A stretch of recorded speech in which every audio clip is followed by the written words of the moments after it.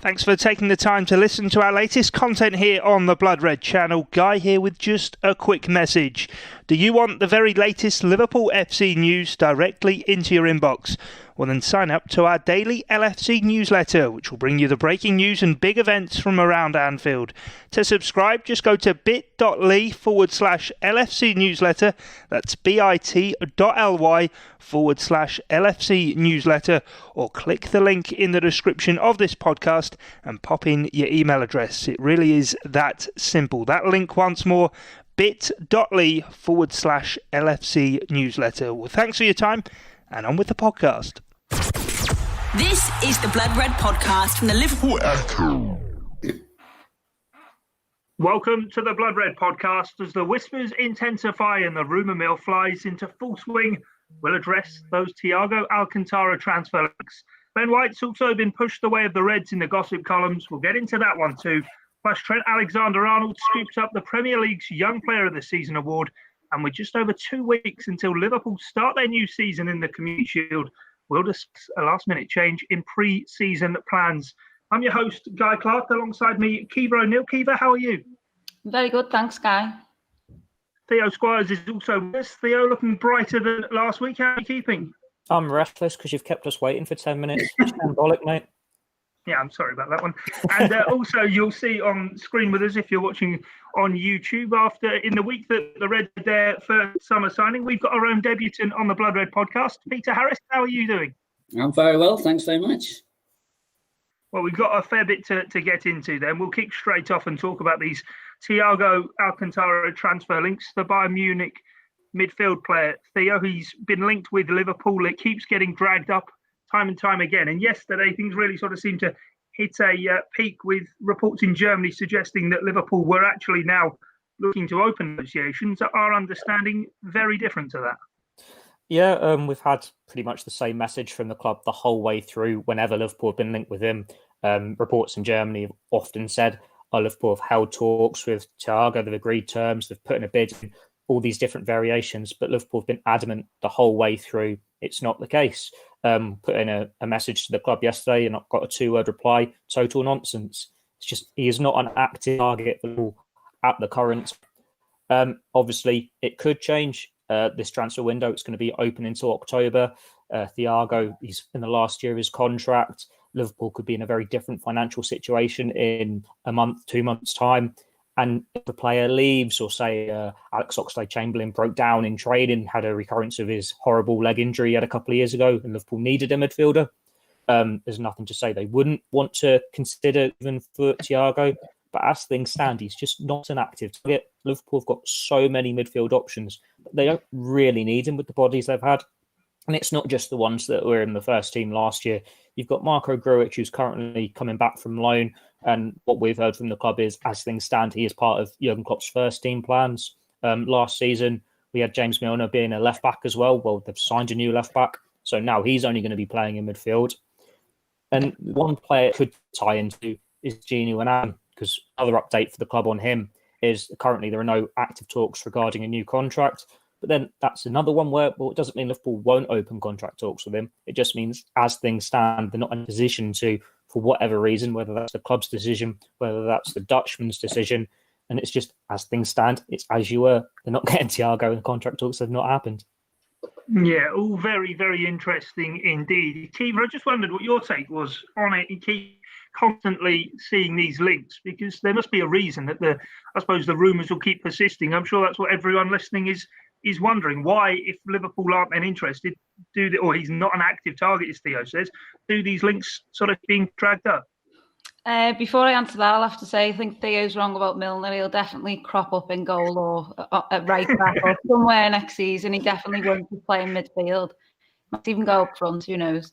But yeah, it's interesting with Thiago, isn't it? Because obviously Theo said there, what we're hearing is that he's not an active target, and that's been consistent throughout, since these rumours first emerged. And then obviously you're hearing reports from Build, Fabrizio Romano and things like that. And I think, they're Christian Falk. I think, everyone gets excited when they tweet, and a lot of people will have their notifications on, set for those types of journalists. And, they've been right a lot of the times in the past, and I think people are right to get excited when big names like that in sports journalism, that Liverpool are in talks or anything. But obviously, what we're hearing is totally, not that. I think it's interesting with Thiago now. Fans are all, commenting on his social media, come to Liverpool, and all that side of things is ramping up. When he played against Chelsea, you're taking almost, even us, we're taking a closer look at him. At everything, he even looks like a better player than we've ever seen before, because now Liverpool are linked with him. But I don't, it just feels like one that it maybe could happen. You feel like that by saying he's an active target, he's not an active target, is not almost ruling it out. And as Theo mentions there, things might change where it's like, he's 29, he's so experienced, Barcelona, Bayern Munich, he's a winner. He brings so much to Liverpool, we know all that. But at the same time, it's just one of them sort of annoying transfer rumours that won't go away. And we don't not want it to, because obviously we like talking about these things, and it just feels like one of those that really isn't going to be sort of out of our ears until he moves on Bayern Munich, which all pointers are suggesting that he will be, and he wants to be in the Premier League. So I mean, I tend to get a little bit bored and annoyed by things that go on for too long like this, and it's just kind of like, can we get over it now? Either Liverpool sign him, they don't. Like, can we just sort of stop? But I think the only thing that sort of stops that is Liverpool playing again, really, pre-season. Once we get back into the swing of things, we'll sort of, transfer rumours will, we always know that they'll stay up in the fans' minds. But I think football's being played again and the season returns.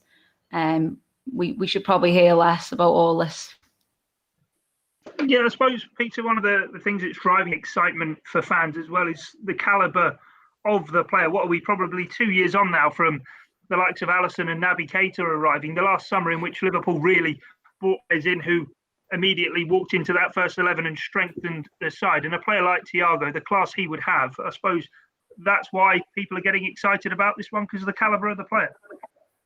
Yeah, there's. I think Liverpool fans have got used to the phrase "quiet transfer window," and anything that kind of livens that open creates a little bit of noise is always going to cause some excitement. But the real talk, it then becomes down to it. Well, why is the talk happening? Why is it so loud? Does he actually just want a contract at Bayern Munich, but they're not offering the terms that he wants?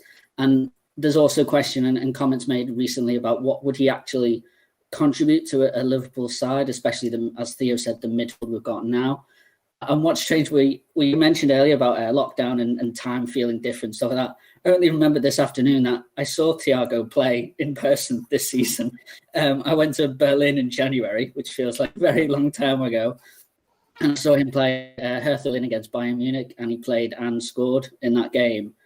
But my eyes weren't drawn to him. I remember being more interested in seeing Marko Grujic, who's going to come back. I was more interested in, I was more interested in seeing Coutinho and how he's progressed. He didn't stand out. Leon Goretzka gave him an assist for his goal that day, and he was more pulling the strings in the midfield and more of an interesting player. So, yes, he's a big name. He causes noise, so it's excitement. But I think really there's other names that Liverpool fans could be more excited about in the future. Yeah, certainly an interesting one. Took less than 10 minutes to mention Coutinho. Welcome into the Blur podcast. Theo, talking of this deal, though, one thing that keeps sort of going round is, and if we're feeling as though it's coming from the Bayern side of things, is the price tag, 30 million euros, which for a player now heading towards the final 10 months of his contract, technically for Liverpool, he's only in the last 4 months of his contract, because as soon as it gets to the 1st of January, they can do a pre-contract agreement and get him on a free. A 30 million euro deal doesn't really sound as though that would probably be the smartest move, and we know how shrewd Liverpool are in the window. And that'll be exactly why all this noise about him is coming from Germany, from the reports, from the journalists who've got the talks and the contacts with Bayern Munich. Because Bayern Munich, since he made the decision he wants to leave the club, they want to sell him. They don't want him to leave for free. They would happily go and get 30 million from him now. And it's a case of, well, Liverpool are the best team in the world, the European champions, world champions, Premier League champions. We say it on every podcast. If your player is linked to them, then you think that's going to drive up interest. It's going to drive up the price.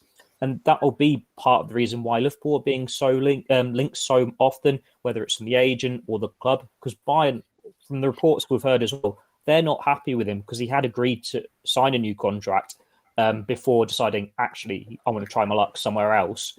And then it's all come from that. But you compare it to, say, Gini Wijnaldum, Emre Can in the past. Liverpool are quite happy to let them go for free as long as they get the service for the season, especially in this market. But I think when Emre Can, Jurgen Klopp looked at the market, he thought, I'm not going to get a better player for Emre Can and have to spend 30 million to replace him. I'd much rather have him in my ranks for this season. And now we're in this market where we don't know what finances Liverpool got to play with without selling players, with all the ramifications of the pandemic. So that will probably be why, if Ronaldo doesn't sign a new contract, he'll stay for 12 because you're not going to get better than him. And it's like, well, you're not going to spend 30 million on Thiago when, as you've said, you could get him for free from next summer if you want him. And then it's he could be a replacement for Alden then if you wanted to do like for like. Or you could get him for a big cut-up price fee in January if you want him through the season, when Bayern Munich are just going to take what they can get for him.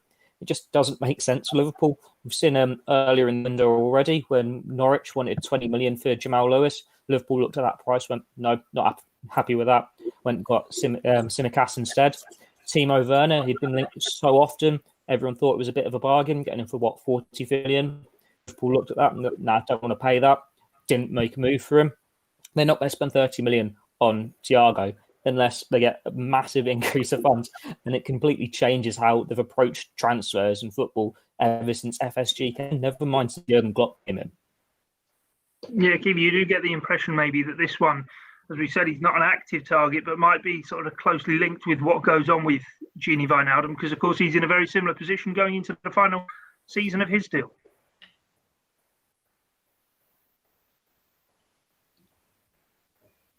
Sorry, was that for me? Yeah, sorry. You thought you were doing a follow-up with Theo? Sorry, no. I was watching this and just thinking I'd gone in slow motion or something. So, Gini Wijnaldum, sorry. I think if the likes of Gini goes, I feel like Liverpool will definitely have to step into the market. There's no doubt about that. Like what he brings to Liverpool, this Ballon d'Or nominated midfielder, he pulls the strings for Liverpool more than you would think. I think when you see him live, you notice it a lot more than you would on watching him on telly. His ability to keep hold of the ball and just sort of have that sort of balance, but have that sense of awareness of all the players around him.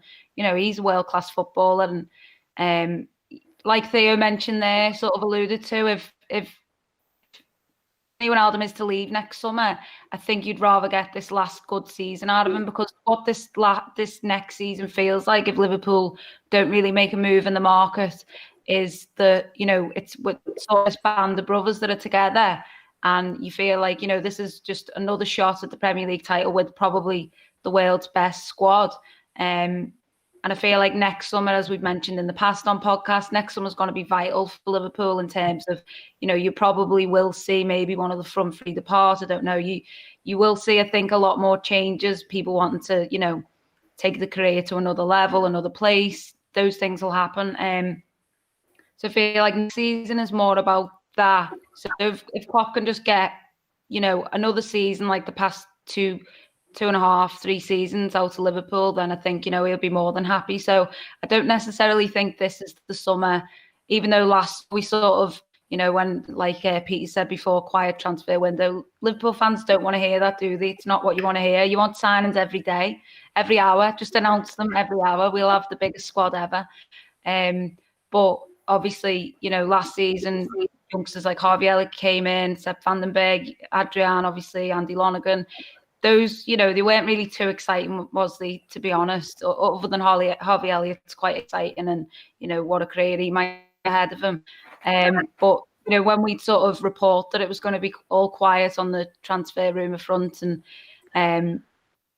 fans would be like disappointed and annoyed, but then Liverpool followed it up that season, so then can you really be frustrated with Jurgen Klopp, Michael Edwards and FSG when, Liverpool have ended the 30-year wait for the Premier League title, as well as Theo mentioned, the other great things they've been doing. So I definitely don't, I feel like it's almost similar to last summer, this summer, even though we thought this summer would be next summer. Does that make sense? No, it does make sense. And emphatic stuff there from Caoimhe O'Neill, turning, I suppose, the doubters into believers that, hey, Liverpool don't need to be signing all the players this summer. They do have a quality squad as it is. But last point then on this, Peter, before we move on. Is there an element of this that Liverpool being linked with a midfield player of the calibre of Thiago, the playing style he has, very passing and possession-orientated midfield player, that maybe we might see the next evolution of how Liverpool go about their build-up play and the way they play, if Liverpool are in any way looking at a player like this?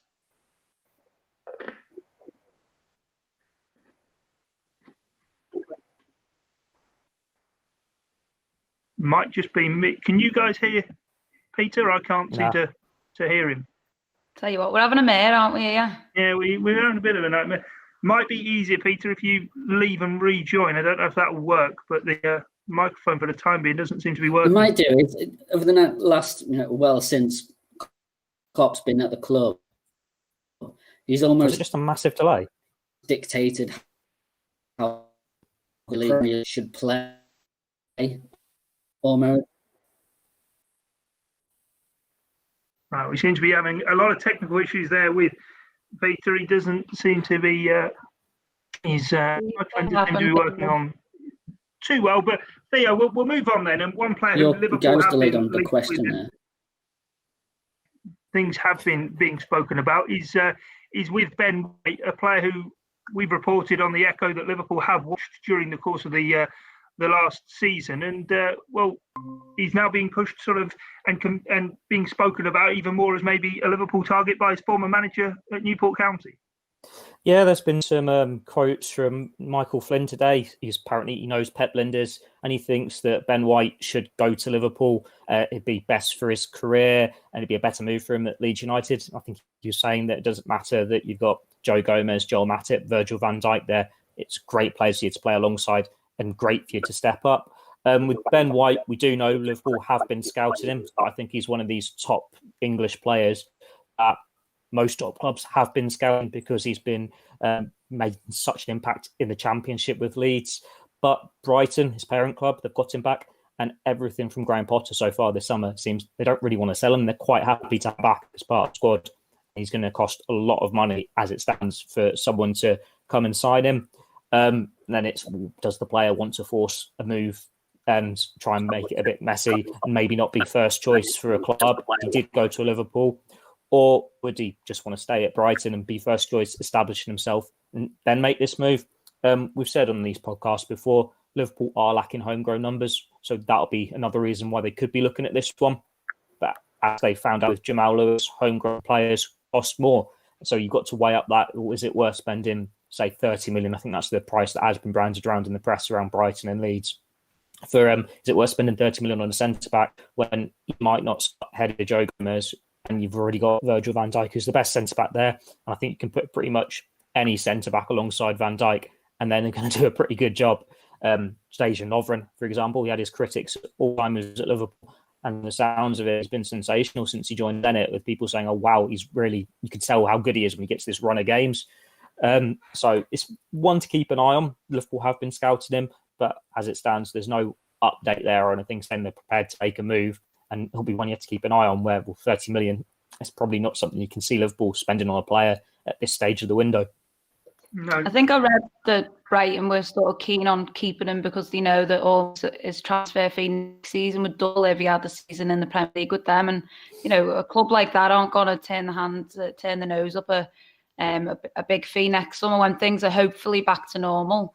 I think as well, Shane Duffy's been linked away, hasn't he, from Brighton? So maybe, you know, he comes right back in and just takes up them games where his absence will give him. So it is interesting, as Theo's mentioned there. I don't think, you know, a lot of people have been saying he obviously had an amazing season for Leeds. He got promoted to the Premier League, but is he a player that just comes in alongside Virgil van Dijk? Like that's a lot of praise to sort of say he's better than Gomez, Joel Matip, and obviously he is a quality player, but whether he's that good, we'll have to wait and see next season, won't we?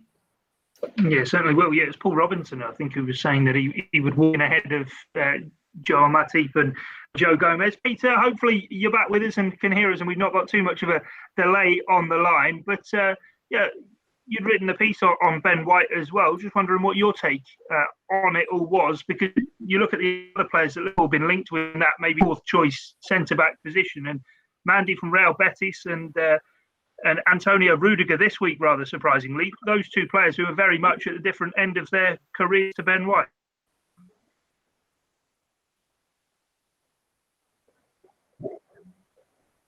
Unfortunately, we can't hear Peter again. I think we're probably going to have to brace ourselves for a delay in the audio. Unfortunately, it seems as though technology has been on that occasion. But Theo, I'll ask you that one. Pardon? Gets the best of us, this technology stuff. It certainly does. Pulled up with weak internet connection. That's a phrase we've not heard before. But Theo, it is very different to the other players that Liverpool have been sort of rumoured and linked within that centre-back position. The difference of why he becomes an exciting prospect in that. I mean, it is the magic number of Is the audio stopped? Can I go now? Yeah, it's stopped. It's all fun and games today. Yep. Yeah, it's one of those where, as we've said before, I think with pretty much any position in this Liverpool squad, you look at players that they could bring in, and you're not going to get a top player to replace any of the front three because they're not going to get game time ahead of the front three. And then it's, well, do you go for an aging option or a younger option? And it is the same throughout the whole squad.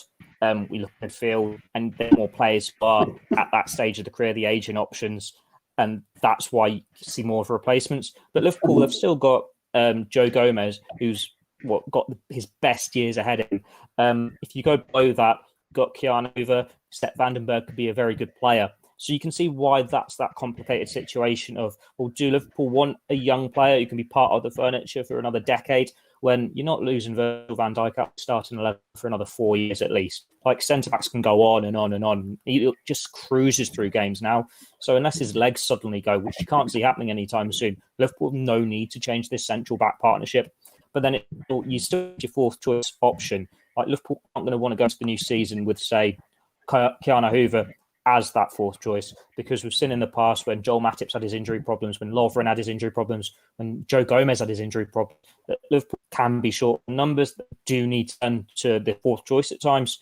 Yes, they've got Fabinho there, but it makes a lot more sense. It's more fluid when you've got a natural choice there. So you need to go for someone with a bit more about them. Then it's like, well, Rudiger, he's the first choice for Chelsea. You'd imagine he's on big money. Is he going to come in and just be part of them, like a fourth choice? It's another debatable one as well. And I think we've got a piece coming where this sort of centre-back will need is when they signed Klavan a few years ago. This unknown name who's done a good job at like a mid-table European team who can come in, is happy to get his opportunities. He's happy to play for Liverpool. And you've not really heard of, then they can make a mark.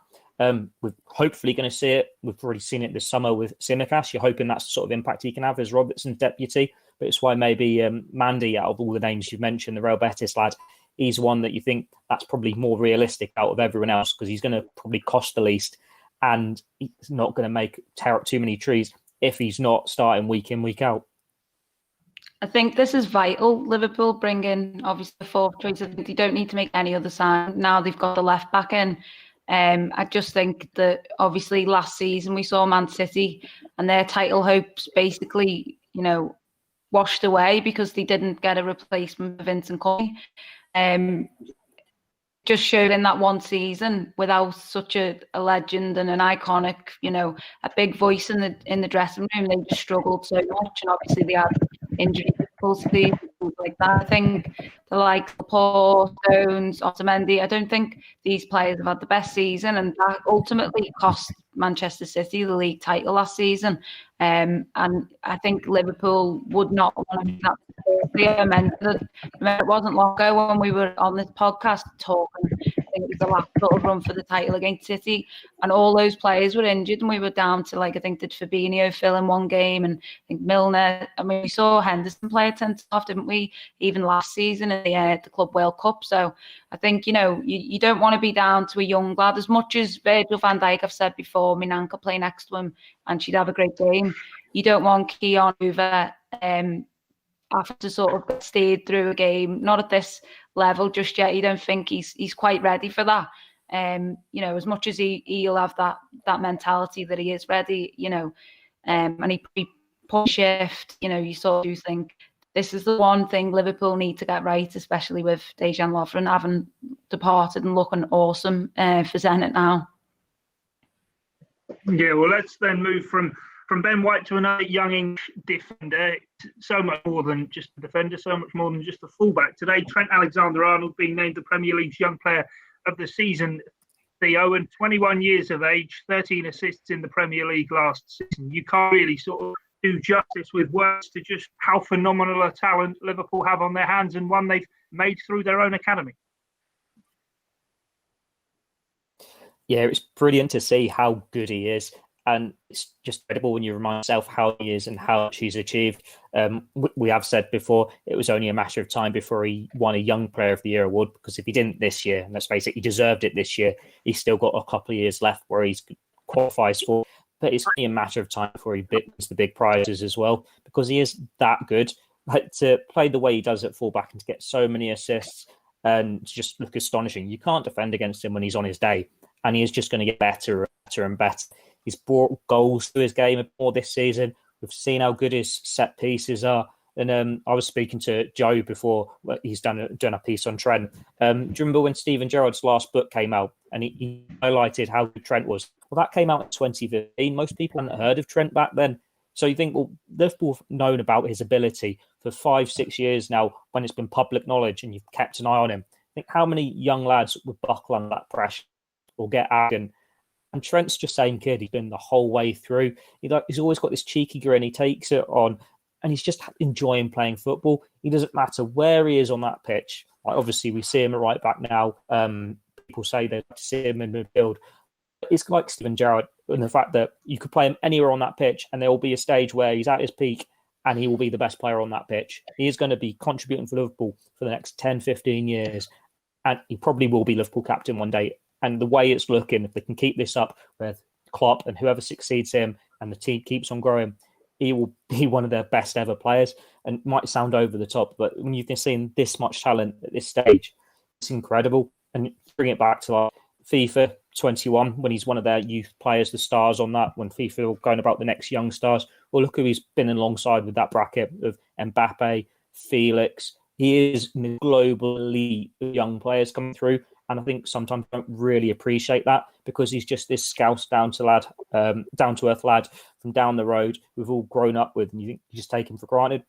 Rather than if, say, Liverpool went with Mbappe, you think, oh, what a player he'd have. It'd cost 200 million plus. Well, if any club wanted to sign Trent-Alexander Arnold, it's the same sort of bracket. He's that good. Yeah. I think it's the most exciting thing for Liverpool fans that they don't really think of, but he is a player, he might be linked away, and there might be times, we saw that with Steven Gerrard, although it's his hometown club, you can be linked away and your head can be turned. But with Trent, you just do feel that the secure that he loves and adores the football club.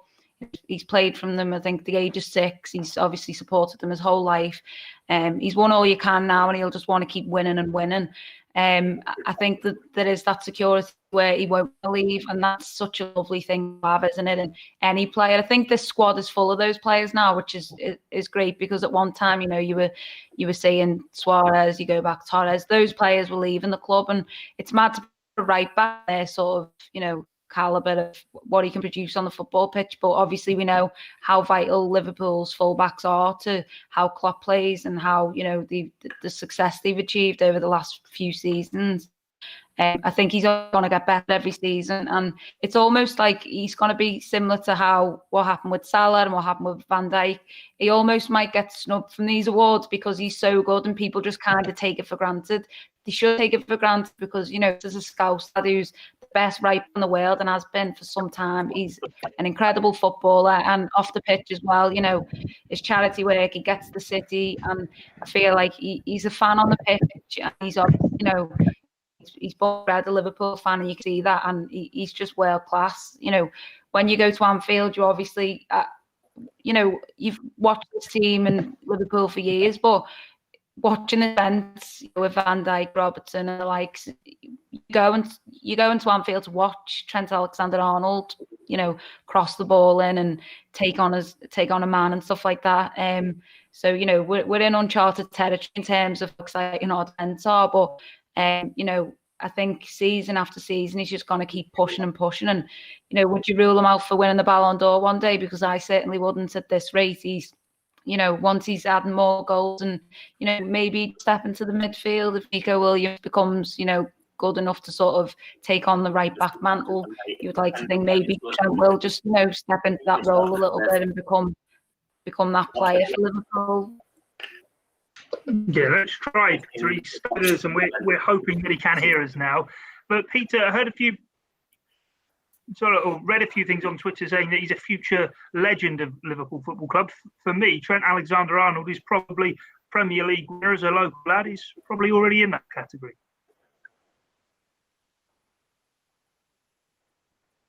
Unfortunately, that one didn't work. We'll wait for Peter's audio, I'm sure, to sync. It will come through. Absolute nightmare.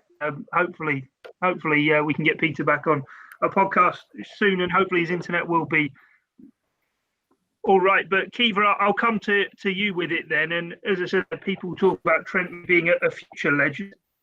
He already a legend at Liverpool Football Club. Yeah, I mean, I'll have to mention there, Peter struggled on his debut, hasn't he? Unfortunately, so. Hold him up. Look, when the Anfield Wrap done that mural in partnership with fan supporting food banks, wasn't it? On Sybil Road, you knew that I know murals cropping up everywhere. Now there's one opposite of Jordan Henderson, rightly so. But that was the sort of moment that you thought, what, with the quote, I'm just a normal lad from Liverpool whose dream has just come true. And like you just think of that, you see that, and you just get bumps thinking of it. Because look, if Trent would have just won the Champions League, like that whole team, the legends, Divock Origi didn't have much of a season last season, but still digging away in me back, making that statue. A little update there from a little throwback update for fans, regular listeners.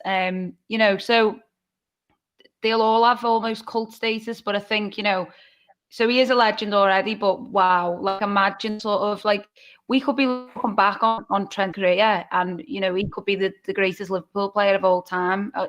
Theo mentioned before the 15 years, he could be playing right into his, his mid-30s for Liverpool in a little bit longer. Saw how Gerrard managed to sort of squeeze out a few more games to Liverpool in that sort of defensive mid-role. And, you'd think maybe he could do something like that. But, that is down the line. But imagine things he's going to win. Liverpool right now feel on the cusp of something quite special whereby, it's going to be tough next season. Man City are making moves, Chelsea, the likes. But you do feel like it's already a period of dominance for Liverpool, and now they've got to sort of back it up and go and win that Premier League title again. If they do that, I mean, you put Trent as one of the, definitely the Academy's best ever player, you'd think, what they've produced. I know the likes of Steven Gerrard, you'll never replace them at the club, but, I don't think we realise the importance of a Scouser coming through and sort of taking on that mantle. And he almost helped the likes of Curtis Jones now, who knows the sort of path to follow, where that was sort of lost for a long time from Gerrard. There wasn't really, players that try and come through academy, but never really worked out for them. I think it was so hard because Gerrard was such a good player, and those players coming through probably weren't at the level to play for Liverpool. But now you do feel like, Trent sort of sets the bar, and then others come around going, well, yeah, I'm gonna do that. And we're seeing that now with Curtis Jones. And Klopp sort of jokingly mentioned, didn't he, that he'd love a team full of Scousers. But I literally wouldn't be surprised if Liverpool sort of have, in a few, did sort of Bilbao feel, with a lot of Scousers on the pitch. And I think that's great to see, isn't it? Because it's almost something you can't, is just supporting Liverpool from being a kid, and just, when you shoot, saying Gerrard and things like that, kids are saying Alexander Arnold's name now and they're getting him on the back of the shirt. So, we could speak a thing all day, couldn't we, about him? We're just saying Trent-Alexander Arnold might be a bit of a mouthful for him before that. I don't know. Alexander Arnold, the scouser in our team. So. But yeah, for me, it's the tragedy of Gerrard's Liverpool career, isn't it? That he was the best player for so long. He won pretty much everything, scored in every major final, but he didn't win that Premier League. And now you're looking at Trent-Alexander Arnold at 21, and he's won the Premier League, he's won the Champions League, he's already won 2 big prize that any player coming into the Liverpool team wants to achieve. And it's like, well, now what?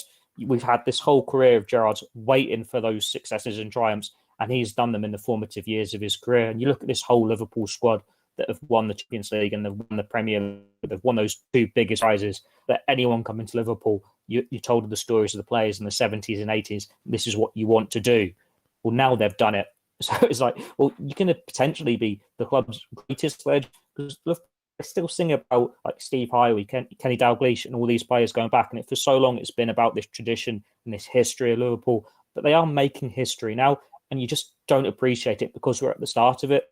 If they can put together this legacy now, and without doubt, these are the greatest ones because they're doing it with such a standard. Like, they're winning pretty much every single game. Just drop in 2-3 defeats in the season for 2 seasons now. It's just incredible to see, and it is exciting to think, well, if they keep this up, then we are looking at Manchester United level dominances from the 90s, but even greater. I think as well, if you think of the academy and how well it's run at the moment, since SG come in, the appointments made and the jobs that are being done there. Now there's a sort of, even Liverpool under 6s or whatever will play the Liverpool way. And, that was lost for a long time. That being brought back is now, set a tone, and it enables players like Trent-Alexander Arnold to be able to come right through, and especially when eventually they move to Kirby, they'll all be in the same place, and that crossover, to get the under 23, under 18s into the first team training will be a lot easier because it'll literally be on the day, you're training with the first team today, get on their pitch type of thing. So, that's going to be a massive step as well for Liverpool. You think I mentioned Athletic Bilbao, but you think of say Barcelona, even Real Madrid, when you think of Barcelona, you think, the players they brought through their academy system, obviously, even foreign players, the Argentine, Messi comes through and, is the world's best player. Liverpool are sort of almost, there's that model in place now to bring through, those talented youngsters and, hope that they will turn out like Alexander Arnold, Curtis Jones, and hopefully there's more to come from that. It feels like such a good place for Liverpool to be in. As much as we talk about transfer, Thiago, whoever else, we know that there's that solid foundation in place now where that was crumbling for a long time there. There wasn't that sort of, from Gerrard, like we've said, there wasn't that step up really. People failing to take that level. And now I just think, I don't think we'll be surprised of how many players Liverpool will produce. And, maybe they won't be at the level to play for the first team, but they'll sell them for a good fee. And, it's a sort of, you don't like to put it as a sort of money-making thing, but, this is football and, the finance side of things is vital, to your club's existence and obviously its successes as well. So, if Liverpool can bring through some talented youngsters and give them a career, which is, what we'd all dream of, wouldn't we? You know what I mean? So, it's vital work going on at the academy. Yeah, well said, Kiva, and some great points there made. And I suppose even if you think of the likes of Ryan Brewster and Harvey Elliott, although obviously not local lads, players who will have come through and played part of their development in youth setup sides, certainly the under 23s. But I suppose those 2 players are 2 who have a chance to maybe impress during pre-season. It seems mad to think that the Community Shield is just 2 weeks tomorrow, and Liverpool on the eve of returning for pre-season, Theo, but they're not going to be going to Evian as Jurgen so often likes to take them there in pre-season. That's a trip we've seen Liverpool do a number of times in recent years, and I think they were intending to again this year, but news from the government last night that people going to France, back to the UK, they'd have to quarantine 14 days. Liverpool went to Evian. Quarantine for 14 days means they can't play in the Community Shield. So they've had to alter their plans. They've always had backup options for where they'd go in pre-season. It's understandable why they would, where things for going overseas can change in a matter of minutes. I think the options are Austria or Germany. It was never going to be a trip to like the Middle East, Asia, or America. It was always going to be a European tour for Liverpool, see if they could get a game in just to get this fitness levels up, and then they'll play the Community Shield. So it doesn't alter the thinking too much, just means the location's going to change. They're back in pre-season tomorrow, I believe, at Melwood, the first day for them, and then it's really full steam ahead for the start of the season after a well-deserved break for them. Yeah, Mads, I think it's also less than 3 weeks since the end of last season, so I don't think they're probably going to be getting back to Melwood, Caoimhe, and being absolutely hammered in terms of the fitness work, because hopefully the players are still in quite good shape and be able to sort of kick on. But it is only 2 weeks from the Community Shield. I suppose that more than ever will probably be needed, or just a friendly, of course, with the season not starting for 2 weeks after that. Yeah, I think, with the Community Shield, you sort of think, I wouldn't really class it as, a major honour or anything, but, it's the traditional way of sort of opening the season. Liverpool, of course, play Arsenal, won the FA Cup. I think, it's always a good game to sort of see where they're at in terms of fitness. Usually, obviously, last season, it come on the back of pre-season games. So you already had an inkling of where Liverpool were and what they needed to do. I feel like that, as much as it's sort of a friendly, that competitive edge does totally switch up in terms of what we see in the friendlies that lead up to that. It was a brilliant game last season, wasn't it, against Manchester City? And a lot of people thought that Liverpool losing that would sort of hand baton to City again, but obviously only fed, the beast, really, didn't it? It fed that Jurgen Klopp's mentality monsters into just, going full pelt at the Premier League, which, they obviously done. And I don't think in terms of a result, we know it doesn't matter, but I think it'll be a great chance for fans. It'll probably be the first chance we get to see them. They'll probably play maybe friendlies behind closed doors. I think they had some lined up, didn't they, in France? So they'll obviously be busy now, sort of figuring things out and working out who they're going to play and stuff like that. I think those trips beforehand are so vital in terms of just getting that, getting players like Costas is obviously coming in, getting them to know the squad and stuff like that. I feel like when you go on holiday, it obviously true, but you always have memories, don't you? You come back and they've bonded. I think as much as training, it'll be a chance for them to get away and sort of, start thinking about the next season and, leave all what's done behind. Liverpool have had the best season of their lives, but they want to do more next season. They want to better that, which, you do feel is almost hard to do, but they'll be very focused on doing that. In terms of sort of, having just 3 weeks off, it's sort of like we've met. I think I mentioned on one of the we are in sort of uncharted territory, aren't we? As like, will we see them be the sort of performances for last pre-season, which were, they weren't always the best, and it left a lot of people worrying, can Liverpool go on and sort of win the Premier League, or will they fall short like they have the season before? But I think, I think it'll be interesting to see, will they sort of carry on? They didn't have the best form, did they? Even, they were winning games, but, the end of last season, I think they crossed the line, and it was kind of like, I do think that mentality slips a little bit, and you've got over the finish line. They can't be blamed for that. But I think the bar will be, set higher next season, and it will, as I've said there, it'll be interesting to see what kind of, we know that, they're at the best in the field. Liverpool have, even when they weren't the best team, Jurgen Klopp had them as the fittest team. So we know that the fitness levels are unbelievable, but whether we'll see that sort of translate to the first few games, I think Arsenal will be a great test to see that. Now, the best thing for me about this pre-season is how often have we ever seen Liverpool come back and all the players are together at the same time? Like, you think back to last summer, they didn't have Sadio Mane for pretty much the whole pre-season, wasn't he? He came off the bench against Norwich on the opening day because they're only just reported back. But it might be 3 weeks, but every single member of that squad is going to be there from the off, so they can really club together and get going and be on the same starting point. You think, well, if it hadn't been for the pandemic and everything, we'd have been having all the European lads reporting back late after playing in the Euros. You'd have been having, I think, was it Salah and maybe Minamino that had missed out the season because you had the Elixir before Egypt and Japan, and you'd have had all this disruption there. And it's something that Jurgen Klopp has not been a fan of ever since he took over at Liverpool. I think probably goes back to his time at Dortmund as well. He thinks that all these players play too much football and it's going to have its effects on them. But this year, for whatever reasons we can talk about, they've been able to have their breaks and they've been able to have a proper pre-season together. Granted, it might have to be sped up a bit with how they managed, but it's probably better for the whole squad where they can just all give them the same message from the get-go. And I'm thinking back to when I did my interview with Andy Lonergan earlier this summer. One thing he said to me that was rather telling, I thought, they didn't even mention the title until after lockdown when it was, right, probably going to win the title, blah, blah, blah. And you think, well, that's really when the mentality stopped to drop, wasn't it? When they sort of became a bit complacent because they knew they could win it one way or the other.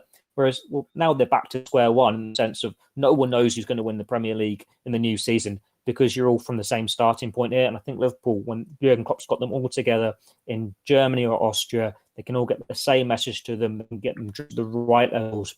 They can put a great statement in against Arsenal in the Community Shield. And I think we'll see them back to their best, putting in the exact same level as we saw for the majority of last season. Yeah, I have to say, just on the Community Shield, it is going to be a shame, of course, that the fans will be there. Been hoping, obviously, that for the start of the new season, we might have begun to see fans returning to stadia, but of course, it now looks as though that's certainly not going to happen anytime until maybe October at the earliest. But we'll have to keep an eye on that and wait and see how it does all play out. From myself, Guy Clarke, Caoimhe O'Neill and Theo Squires and Peter Harris, who was with us. He was having a solid debut before he had to leave us due to his poor connection. But thanks a lot, Simon Company, joining us here on the Blood Red podcast. Don't forget, we'll be back on Monday and there's going to be plenty of content coming up for you across the Blood Red channel over the course of the weekend. But for now, thanks for your time and company. Bye now.